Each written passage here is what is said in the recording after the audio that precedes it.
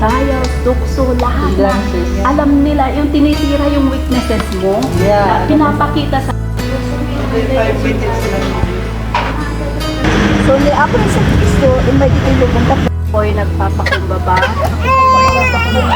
Inaamin ko po. Ano pangalan mo? Isang kapangalan natin. Katulad. Sobrang natin po. Malapit na yung church po doon. Paano yung store ninyo? Ha? Para ano? Isunod din ang ako. At kuna na iti sasaon na nga